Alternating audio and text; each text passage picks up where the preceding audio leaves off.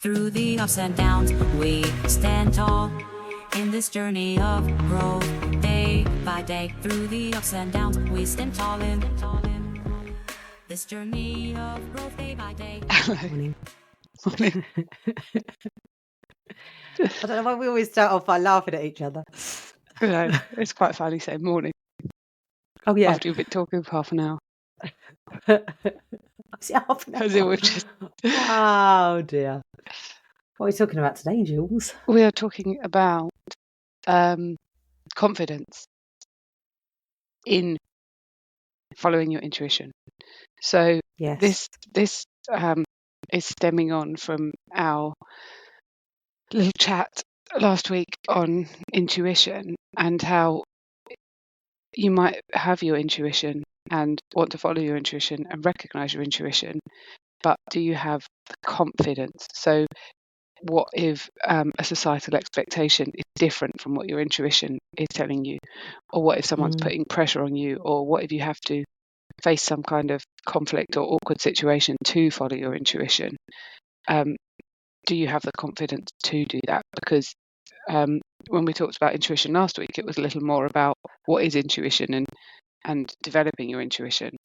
But I think actually one of the biggest inhibitors to following intuition is confidence in what you have to do to follow it. Yeah. So the actual listening to the intuition to then follow through with it, like you say, yeah. So what's an example, do you think? What's an example in your life that you've had that before you perhaps had the confidence, or have you always had the confidence? No, I still don't. I think you used the example quite a lot last time of following your intuition when you had Sean. And when other people were telling you to do different things. And I think that mine was probably the opposite of that. I wanted to follow my intuition. Well, I think I was very confused actually that, I had different people telling me different things. I had friends behaving very differently to how I was being told to do things by other people. And I was a bit. Was this with the children, with Ezra? Can you hear noises in the background? No. Oh, just me then. No. No. Okay. So I had people who were telling me to do everything intuitively. Oh, intuitively, I mean, it wasn't necessarily intuitive, but follow the natural path. Feed on demand, I guess is the right word. Sleep with my baby. Let the baby sleep whenever she wants to sleep. All of these kind of things. And then I had other people who were very rigid in their routines and who were telling me things like my baby just fell into a routine. So even though they were kind of leaving their baby to cry and feeding only at specific times, they were also telling me that this happened naturally, which really confused me because I couldn't work out why my baby wasn't falling into a natural routine. And so, I remember spending 2 weeks writing, this is what this person told me they'd done, writing down all of the time she fed, all of the time she slept, oh my goodness, trying I wish to I'd look been that for a organised. I'd pattern. have probably loved that. Well, no, you'd think this, but when there's no pattern. Then, yeah. And so then I was trying to get her to fall into a pattern, which actually was then me restricting feeding, restricting sleep. And I didn't do that. It's so hard, isn't it? Especially with the amount of information there is out there. And I suppose because you've got two, then you kind of learn on the second one, did you? Were you then the second one? Sorry, Shiloh. Yeah. Did you then trust your intuition more? Yeah. And did you know what you knew what to do really on the? Yeah, I think I followed my intuition a lot more. I still don't know really, but for me the whole thing is shrouded with like not being confident enough to just do it my way. I think that was the whole, because I just didn't care what anyone else said.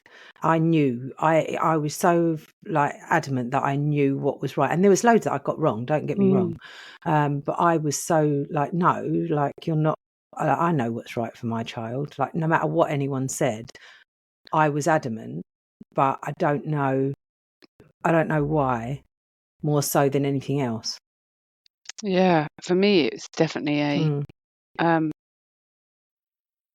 it's an expectation thing, I think.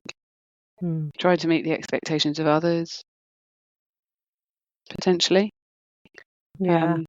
But there's other times, you take then moving away from the parenting thing, like where my intuition says one thing, but in order to do that, I'd have to face some kind of confrontation. Yeah. Which is challenging. And then what's an example of that then in your life? I don't know. Maybe I don't have that problem as much as I think. Yeah. But I can imagine it would be a problem.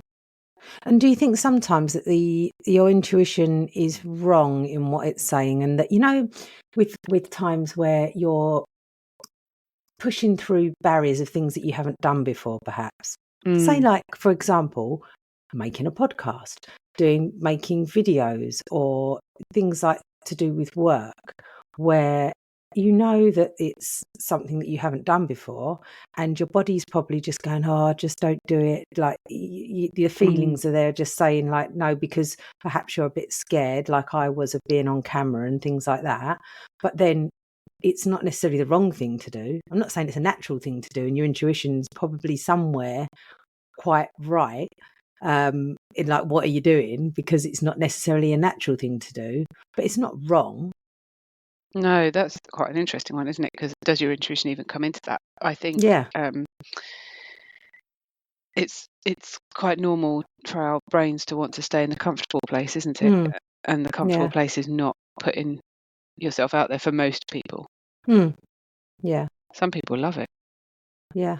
But I'd say I was an extrovert type. If you're looking at introvert and extrovert types, and but then now, as I've got older, I think I prefer the introvert life.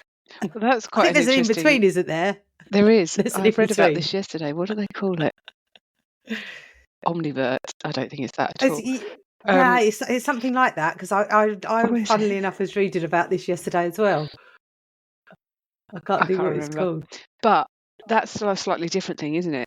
And I think that's where people get introvert and extrovert confused, because my understanding is that an introvert is just someone who re-energizes by being alone, and an extrovert is someone who re-energizes by being around people. So you can have introverts that like being around people, but they just need to retreat back to their own space to re-energize, and then extroverts who are quite happy being alone but need to get out and about just to re-energize.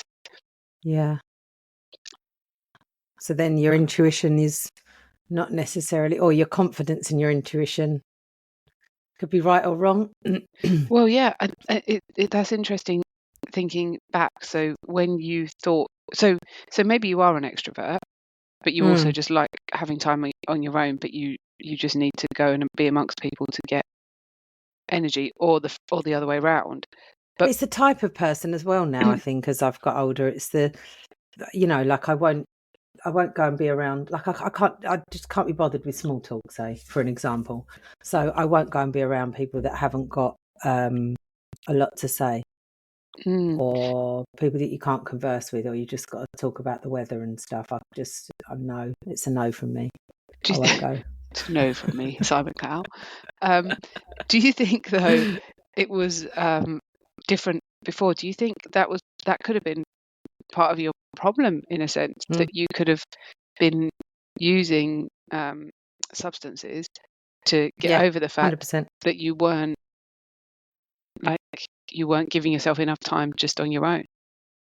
Yeah, definitely. That's definitely a thing, because it was since I stopped drinking that I love my own company. I'm great to be around on my own. But that's a thing, isn't it? That is actually Yes. a thing, and you didn't even realise, or No. people use it, but you thought that you wanted to be around all these people, and doing this I stuff. think, and I think substances definitely hinder your intuition. And it's if you're drinking alcohol, you're then going to lose. You might have more confidence in what you're doing and put yourself in more dangerous situations, or you might miss your intuition keys, particularly putting you in danger. And maybe you as well. use it to suppress your intuition. Yeah, that's definitely something, because alcohol was definitely a big factor in my life up until I did like spending time. I didn't think I liked spending time on my own, perhaps then. So, but do you like spending time on your own? Yeah, I love it. But again, have you always though? That's a thing. I'm pretty much the same. I used to think I always wanted to be around people. I actually think to some extent that could be like a codependency thing. Kind of having codependent characteristics. And needing other people, and then through self-development, therapy courses, all these kind of things, emotionally developing and breaking away from some of those codependent characteristics, and realizing that actually I don't need other people, and being comfortable with myself. And I love being, but it could also be a case of continuously being around people, having the kids around all the time. When they're younger and things like that, and having them. And so I don't have, even though I have time on my own with just them being around, I don't have huge amounts of time of just being on my own, me. But I when I get it, I love it. But then I say that I like being on my own, but would I like being on my own if I didn't have my dog? Because as soon as it was kind of, and I do recognise my patterns in this, as soon as Sian had kind of got to that age where she didn't need me anymore, I know what I'll do. I'll get a rescue animal that needs my help constantly. Yeah. And it's an eternal toddler. We are tribal, we are social creatures. So we're actually not supposed to be completely on our own. That is, we are supposed to live as a tribe, and we are, our bodies react, so I can get my to dogs. us not being. I'll tell Pete. Yeah, you will become a part of the pack. Yes, like the dire wolf from Game of Thrones will protect me at all costs. Yeah. So maybe we're not supposed to live like a recluse. Yeah. So I'm not codependent to my dog then. Maybe you are. We're all, I guess naturally we're all a little bit codependent to the tribe, aren't we? Yeah. That's how our bodies expect us to be. Yeah, but I do know now, from before, maybe not so much before drinking, is when I say before, I know now when I've had enough, and I'm not afraid to say, right, bye, I'm going now. Yeah, so you're following your intuition, but I wouldn't have done that before, because I didn't feel it before. And then obviously, if you don't recognise that, and I know a lot of people, and I've been talking to other friends about this now, and I won't go into detail because they'll know who I'm talking about, but they have said, obviously about this time of year, because we're recording this at Christmas for anybody that's listening, just in case. So it's kind of this time of year is when everybody's put together in, and perhaps with people that they wouldn't necessarily want to spend time with if they were given a choice. And they do have a choice, but you do have a choice as to whether or not you want to spend your Christmas time with particular people. But it's kind of an obligation, I feel, that perhaps you then have to go against your intuition then, with people that you might not want to spend time with.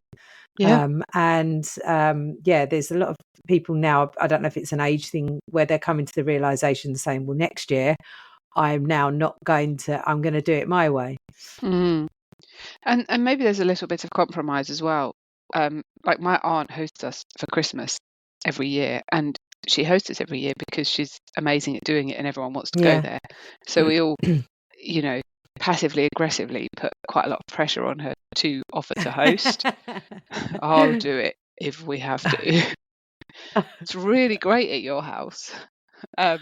It's a bit like that. And I want to come. yeah. She's brilliant. But, there's probably a little part of her that would quite like to just go and sit at someone else's house and do nothing. So you're enforcing it on other We people. enforce it. And I think once it's all done, she's probably fine with having done it. But that compromise of, and whether this is probably not intuition. I don't imagine your intuition has much to do with whether you host Christmas or not. But it's that compromise of, like it's actually not that bad to do it, and it brings happiness to everyone, happiness to the world. So I'll do it. So a little bit of give and take, maybe. There's not much taking on her part, mostly giving. Yeah. Wow. So do you think then that you should be technically ignoring your intuition sometimes for the greater good? Or is that people pleasing? Or should you just out and out be doing things that should you trust your intuition 100% the whole time then? Do you think maybe in that situation you have to consider whether you're happy with the consequences? And what would the consequences be for that? Upsetting people, or breaking connections, maybe. I think we might be moving. What we're talking about is moving away from intuition. I think sometimes it's not necessarily intuition, is it? More, I'm thinking here. I think we're more talking about boundaries and just doing what you want and what works for you. You've been there on the boundaries. Yeah, but maybe sometimes. So what other forms of being confident in your intuition, if you're in everyday, I suppose, in everyday life? So making decisions on I don't know, on whether you're going to go somewhere and do things, or is there other forms of intuition that you can think of as an example? Well, what about I'm trying to think myself, by the way. I'm not just putting this all on you because I'm so as you just used Christmas, as you just said, we're recording this at Christmas. I think what's a really good example of this is the Gavin and Stacey finale, where Gavin says about he thinks that Smithy's doing the wrong thing, marrying. Was her name Sonia? Sonia, No, they all know Sonia. Yeah. So I think I am Sonia sometimes. Especially when she's like, why are you wearing those shoes? Why have you got those shoes on? I'm like, oh, that'd be me. Hopefully we're not ruining this for everyone. It's the Essex thing. Perhaps we need to get a little bit more Welsh in us. So I'll take the Welsh part. Yeah, they all their intuition told them all that he was doing the wrong thing and that they should say something, but they were all too worried about upsetting him. Why do they have the right to say that? How do they say it? What other people thought about them saying it? Every time one of them spoke to the other person and said, I think this isn't right, the other person would kind of shut them down. And so individually, each of them was feeling like, who am I to say this? And I'm probably wrong and it's not right and blah, blah, blah. And then eventually one person said it and everybody says, I agree. And maybe it's a little bit like that with intuition. We fear what other people are going to think. We worry about whether we have the right to do or say the thing that our intuition is telling us. But as soon as one person says it, it seems that other people say, actually, I kind of feel like that too. But do you think you have to be around like-minded people to be like that? Because I don't know, maybe. Or do you think, because you could be around people that are the complete opposite in their thought process of you, and then they could shut down your intuition and you could be right. So then would you then speak up? For like, obviously when Gavin spoke up at, it was kind of, he was on his own for a bit until other people stood up, and he was like, am I doing the right thing? Kind of, I imagine was going through his mind. But what if nobody else had stood up? Yeah. And he was on his own. Would you then, like, in that kind of situation, would you then believe that you were right, or would you think that you... Maybe this is why gossip happens. There was a good podcast I listened to about gossip is good. We think of gossip as being bad, but if he hadn't have gossiped with everyone else, then he wouldn't know that everyone else was going to stand up. If no one had said anything, then he probably wouldn't have said anything. Yeah. So maybe this is where that happens, and maybe has some benefit when you share something that you're a little bit uncomfortable with, or something doesn't feel right, or your intuition's telling you different with one person. And they if you ever don't have the confidence in your intuition, do you ask somebody? Do you have different people that you would maybe go to and say, because I know I've done this to you before, when I've had something come up, say, and I've asked you, like, oh, am I right, or in the way that I'm feeling, because I don't necessarily trust myself that I know that I'm overreacting and maybe, or underreacting, and maybe I need that reassurance from somebody who I trust. So would you then say that it's okay to perhaps ask somebody, like, am I, or should you just go with your gut? I think it's okay to ask people, but I also think you should go with your gut, because, well, I find that when I ask people, I tend to confirm what I'm feeling, because if they take the opposite confirmation bias, opinion, if you go to because you could always, like I've said to you before, when you go, and I say this to a lot of people, when you're looking on the internet for answers, I was going, if you keep looking hard enough, you'll find the answer that you want, no matter what. You'll find some backing of like even academic research, whatever it is, to back up what you think, if you look hard enough. Yeah, that. But also, if say, for example, I'm feeling something, or I'm worrying about something, or something's not sitting right, and I mention it to Matt, he might say, no, you're wrong. But that will make me know even more that I'm right, because I'll be so like, I'll want to argue my side, or not my side, but argue, and then that makes me think, I probably am. And also, with regards to feelings, for example, you might run something by me and say you're feeling whatever, and I might think, well, it's a bit of an overreaction. But at the end of the day, no one can. You can't change your feelings. You can work with it. You can say, this is what I'm feeling, but won't do anything about it, because maybe it's me, not them. But your feelings are still your feelings. Yeah. Yeah. Or is it, or sometimes is it triggers as well, and it's managing that? If it's things that intuition and and I suppose it's recognizing that as well, isn't it? And triggers, definitely, are they your intuition?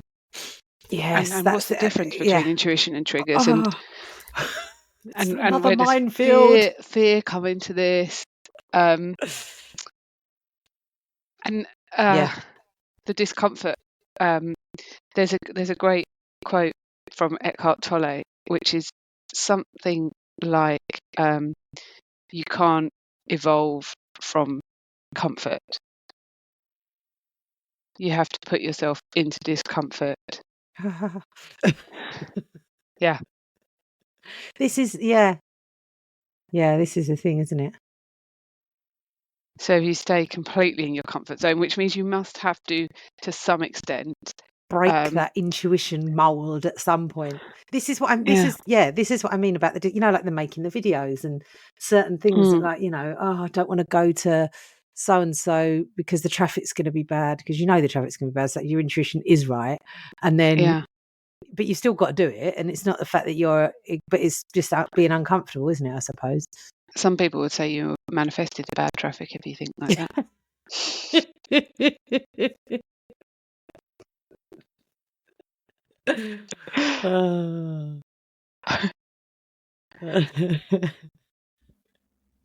Well, there's always alternative routes. Do you know what I read? Speaking as well. Yeah. So as I told you before we hit record, I'm reading Food for Life, the Tim Spector book, and I just read. So as you know, we have a mini brain in our gut. You know, we have all of the same neurons in our gut as we have in our brain. As you know. Do you know? You know this? Yeah. What I didn't know was that the amount of neurons, it is neurons, isn't it, in our gut is roughly the same amount as a cat has in their brain. So the brain, the mini brain in our gut. I'm going to catch up over the next couple of days. Yeah. The mini brain in our gut is the same size as a cat's brain, which I thought was fascinating. So there you go. That is the intuition, the mini brain in your gut. Yeah. And then if you upset that, then is your intuition even right? And if you upset that, are you causing all of the gut problems that everyone has? I honestly do think that. So it's too complex for even the most intelligent scientists. So I don't think we're going to come to any answers here. Angela and Juliet said, and therefore it is written. But it's good to hypothesize and wonder. What's a life without wonder? So, but also with intuition, like I know what foods, but this is from trial and error. So maybe, and we were talking about this before as well, what foods that you eat and that you know are bad. Is that your intuition speaking, or is that is that knowledge over intuition? Or is it taking it back to instinct? Oh, God. So another thing I was reading about in the book, which you may or may not know, is that our taste is developed to make us dislike bitter things and like sweet things, and it's based on us trying to keep away from things that are damaging to us. So back in the day of foraging and eating only what we could find and kill, we would not want to eat the poisonous things. But lemons and limes aren't poisonous, are they? So why do we? There is something about lemons in the books, and I've forgotten it. Sian used to love that when she was a little baby. I remember her just taking a lemon and being like, "What's the thing about it? I've forgotten." Anyway, but the point is, instinctually, we should move away from certain foods and go towards other foods. But these manufacturers, these big corporations that are creating these, what does he call them in the book? Ultra processed foods, UPF. The way that they combine the fat and the sugar and the salt to completely override all of our instincts and make them addictive. They do it on purpose, yeah. They do it on purpose. And so they are messing with our instincts. Are there other corporations out there that are messing with our intuition? Yeah. Well, there's loads of psychological factors that go into advertising for anything, isn't there? Yeah, of course. So then you could be thinking, I need that. Well, you don't need it. Yeah. And where does intuition come into that? Yeah. And that's... Do you have to take it, do you have to practice trusting your intuition if you've never thought about it before? Do you have to practice, do you think? Because obviously we're older, we've done lots of things and we've learned lots of, but if you were, say, a younger person, like trying to say to your children perhaps about intuition, because here's an example. So for getting children to say goodbye, to give your auntie a kiss, and the kid doesn't really want to give their aunt, And you're like, no, come on, give Auntie a kiss. And you're like, obviously, I've never made Sean do that. But I do think that's, and you know, from a young age, and you're telling children to do things that go completely against what they know naturally that they want to do. So therefore, they're confused in that aspect. Yeah, I think what you said about for people who are have a bit more life experience, then there's obviously critical thinking that needs to go alongside intuition. Yeah, I think the example someone used with me once was like their intuition's telling them to buy a massive TV, but you know, a bit of critical thinking, they recognise they don't need a massive TV. Yeah. But yeah, with kids, totally, society is totally messing up kids' instincts and never mind us intuition. with ultra processed food, like like little kids, like you're born with it. You're born with everything you need. Yeah, it's how you're and then you're cut off. You're told not to do certain things. You're told. Yeah, and it's no wonder so many females, for example, have problems with sexual relationships when they're forced to be tactile with other people. And it's not about it's not about what they're doing in that moment. It's about someone else telling them what they can and can't do and what they should and shouldn't do. You know, a lack of confidence in your intuition from that point of view is like the red flag side of things in relationships, because you've been forced to do things when you were younger, perhaps, that go against your intuition, and then when you're an adult, it seems normal to you.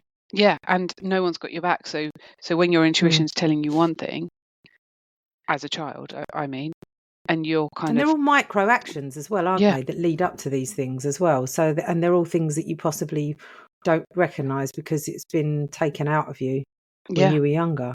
Yeah, but immediately your intuition learn that if you express your inner feelings, no one's got your back. And so it then goes on to be frightening to do that, because you're having to stand up to people and no one's supporting you. In fact, they're doing the opposite. Yeah. This is very true. So then how do you teach your children then to trust their intuition so that they don't end up not trusting it for? Well, that's because you know there could be things that they could do that and you know that, like, obviously don't walk over there because you might fall off the end of that. Do you need to let them fall off the end of it to learn that that's dangerous? You know, if you're trying to protect from danger, how far do you go? Yeah, I certainly I think you have to have your children's back, even if that makes you uncomfortable. Definitely. Like, I think Matt is more uncomfortable than me. He would. I mean, he probably would not agree to this, but to some extent, he would allow Ezra and Shiloh to feel uncomfortable to avoid him having to face confrontation. Because you think, it's just, it doesn't happen very often. It's just this once. Yeah. But you have to have. Yeah. See, I definitely think that. Yeah, you like in a protection form. Yeah. So, for example, if he were with his family who he doesn't see very often, and they were to do or say something or have an expectation of the kids that they're not comfortable with, I think he would be more likely to say, "Oh, we don't see them very often. It doesn't, it's fine," than actually stand there and confront his family and potentially have an argument and all of that. And I think there's probably a lot of people like that who are similar like that. They don't want that confrontation. But then that, I think, and that comes down to something that I've got a lot of experience in, is the whole generational trauma aspect of things that come down from, I would not allow that to happen to my, and I was very staunch about that because of my upbringing, that was not to happen. Things weren't the way that people talk to my daughter, the way that they behave in front of her, the way that it just simply was not happening on my watch. And that caused a lot of friction, but I am not sorry. No. And I'm not, No. and I'm not, I 100% know that I was right, trusting my instincts on that. And that in turn gave her the confidence to say, no, I don't want to be around these people. And I won't. And from a young age as well. Yeah. Despite what they may have been speaking to her about and things like that. So I suppose that gave her the confidence, but I was not afraid to speak up, I suppose, because of what I'd been through, perhaps. Yeah. So, but I didn't have that intuition when I was younger to say that. So perhaps empowering children to have the confidence, but you've got to then be the adult that knows that to pass that on. Yeah, you've just as reminded well. me of a time when I have had to follow my intuition recently, actually. And I think this is quite a good example, but I don't want to black mark people, so I have to be careful how I explain it. But the kids go to a group, and it's lovely. Everything about it is brilliant, but somehow they ended up in a situation where a friend of the group leader, who is a male, was kind of coming to the group for short. I mean, the background of the story is he was a friend and he was just popping there to say hi and didn't really realise that he shouldn't have been, that it was an inappropriate situation, and the leader of the group, for whatever reasons, was also not saying you can't do this. And it's very relaxed, and generally I quite enjoy those relaxed environments where everything's a bit kind of, not so rigid and not so school gates prison like. But then there was something that didn't feel right. It was probably actually the fact that the children didn't like this person. Oh, okay. So their intuition. Was it your children, or was this children. a collective? No, yeah. So they were Did they voice this to you? Yeah. Okay. And it took me a few weeks to realise this person was an adult, not a child. So the parents hadn't been made aware of this person coming. It's just the children kept mentioning this person and saying, oh, he did this or he did that. And I was thinking it was another child until they suggested that this person might be the partner of the leader of the group. And that's when I realised it was an adult, and I started to question a little further. And my intuition was telling me this isn't right. And actually, I think this is a really, really good example of intuition, because in another circumstance, and I was questioning myself because I was thinking, in another circumstance with another person, I think I might be all right with this. So why am I being awkward and difficult about this person? And I really, had to push through some barriers. But my first step was to, in a very casual kind of way, at like an event, I asked the leader, who is this person? And I let her explain who he is. And, she said some things like, the kids love having him around. And it was just a it was actually like, what was the word you used? Like micro actions. It was a combination of the different things. It was the fact that when external people had come in previously, the parents had been made aware in the weeks before. There'd been an explanation of why they were coming. Anything to do with children of that age. Like you can't just have anybody around legally in anything. No, but I think in another circumstance I wouldn't have had a problem with it. I would have gone, oh, that's really nice. But with this, there was something that felt didn't feel comfortable. And was it? Did you go through this though? Was it the fact that it was the protection of your child's intuition? Do you think?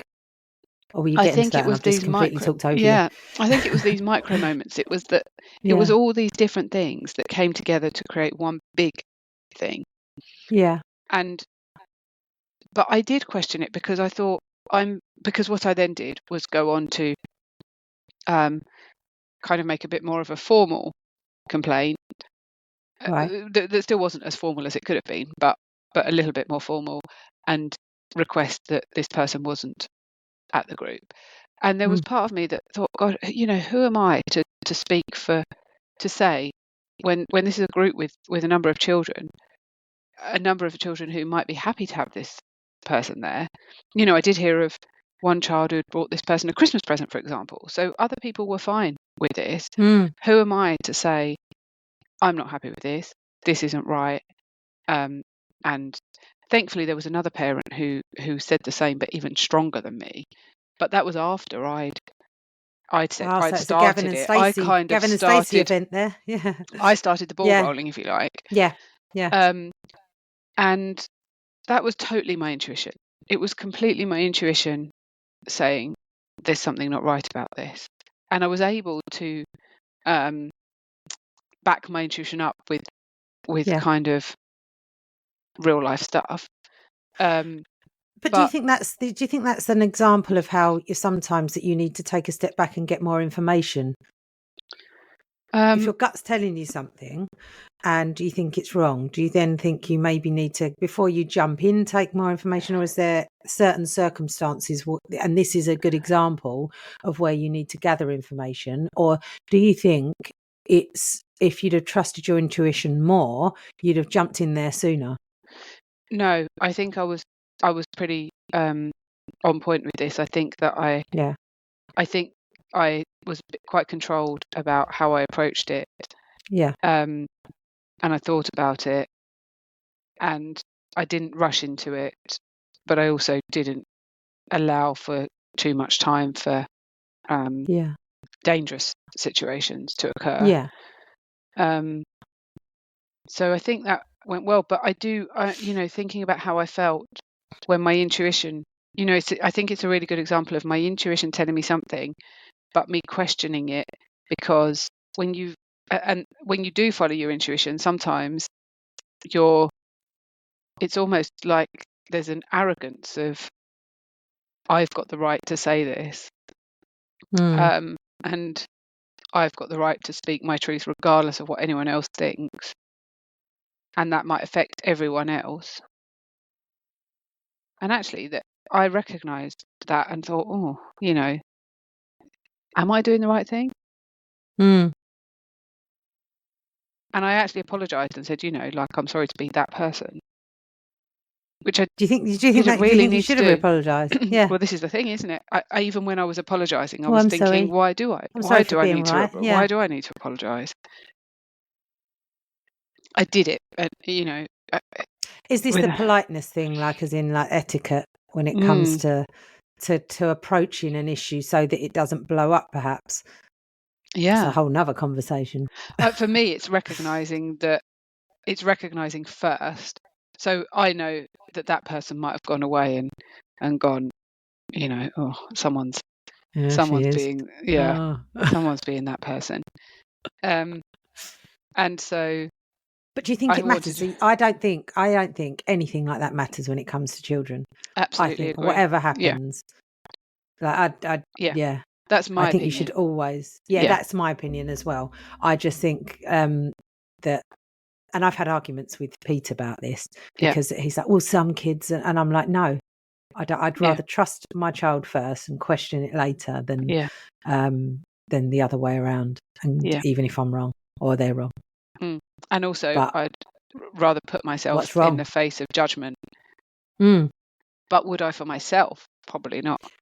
Yeah, that's the thing, isn't it?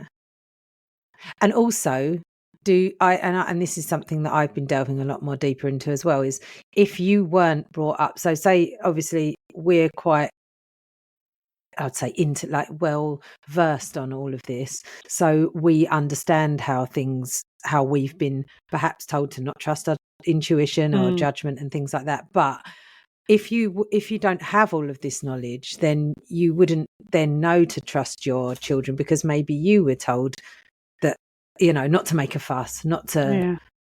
So, for other people that may not know how to do that, it's because that's not how they were brought up. Yeah. They wouldn't know how to trust their intuition. So they wouldn't be empowered themselves if they didn't have all of the information that we've got, perhaps. Then it's kind of, sorry, go on. I also think as a child, if your parent might have your back, and so you learn to trust your intuition, but then that has to remain. So what if you stick up for them too much? If you stop. So perhaps when they get to that teenage age where there might be a bit more conflict or something, as the parent, I don't know because I haven't gone through this yet. Yeah. But you might need to sacrifice your own self sometimes to still have their back. But I think it's obviously because I've been through the teenage phase. So, and obviously all of that. But I don't think there were too many from memory, because obviously it was still a little while ago now. Yeah. There were too many conflicts there. But I remember we used to sit down and go through pros and cons and things like that. Or a lot of the time, I would just say, because I'd have to not have my tuppence and say, look, are you just venting or do you want my opinion on this? Yeah. But I think because of everything that I'd established along the way, she knew what was the right thing to do when it came to conflict, I suppose, and trusting her intuition as a teenager. She still needed a bit of guidance, but I think she kind of had it. She had the things weighed up. And did you support her in things? So if there was something that you didn't think was right for her, but she was doing, would you support her anyway? Yes. Yeah.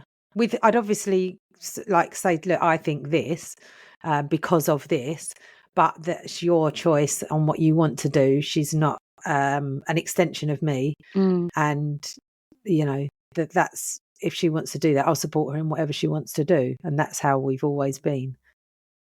So but what again, about someone I think who that's hasn't because had it was that? the opposite for me.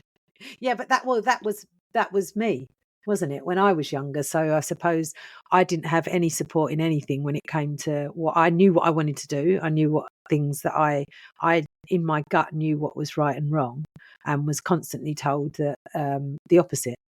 So did that suppress your intuition? Yeah, 100%. Yeah. And how did you find it again? By stopping drinking alcohol. Without a doubt, I used alcohol to numb feelings, and by stopping drinking alcohol, it all came back to me, because that was what I used. And I'm not because I know that people drink, and I'm not saying that alcohol is is bad for everybody, but for me, alcohol 100% numbed my intuition and led me to make bad decisions. Do you think it was that once you'd left home and that you didn't have anyone suppressing your intuition, you didn't know what to do when it was there, and so you just continued to suppress it in a different way? Yeah, I didn't have a clue. I mean, I left home at 17, and I look at my daughter still lives at home now, and she's 23. I mean, God, 17, you're a child. Well, yeah, your brain's not fully developed until you're nearly 30, so definitely. Yeah. So I definitely think I made terrible decisions because I never had any guidance. Or it was anything that I had was control. It wasn't guidance; it was control. Yeah. So I definitely think that you then have to reestablish what your intuition is as a fully grown adult. In your mid-40s. Or maybe find the confidence to listen to it. It sounds like you knew it. You had it. You knew the stuff. In certain ways. There were certain things that but it wasn't, I'd say, fully established. Definitely not. So if I'd have been able to trust what my intuition, there was situations that I was in that I should have spoken out about that I didn't, because I didn't think that they were necessarily wrong at the time. I just thought I was being awkward because that's what I'd been told. So there was a lot of dangerous situations I put myself in because I didn't trust my intuition from a young age. So you stopped drinking alcohol. Did you do anything else? I stopped smoking. And you started to spend more time on your own? Started to spend more time on my own, yeah. Did you do anything like journaling or anything? Oh, tons of therapy, tons of tons of introspection. Yeah. Perhaps. So that would have maybe, but it's always there. I think that's important for people to realise that it's always there. It's just how you listen to it and what you've been told, and whether you can break away from that perhaps and start listening. The introspection is 100% what I think helped me understand what was right and wrong in intuition wise. So you could go to a therapist, or you, if that's out of the question financially or Generally, that's the only. Internet. You could thing is, you've got to journal. think when we were younger, journaling, and also when we were young, you didn't have all the access to this information at your fingertips to know that certain things weren't right, and also I went down a rabbit hole of trying to understand other people's, but like the way that other people have behaved in my life. But that's not the point. The point is how you take it on and how you heal and how you then sort of heal yourself and move on and understand yourself instead of trying to understand why other people behaved the way they did and why other people did this. And I think you're so profound.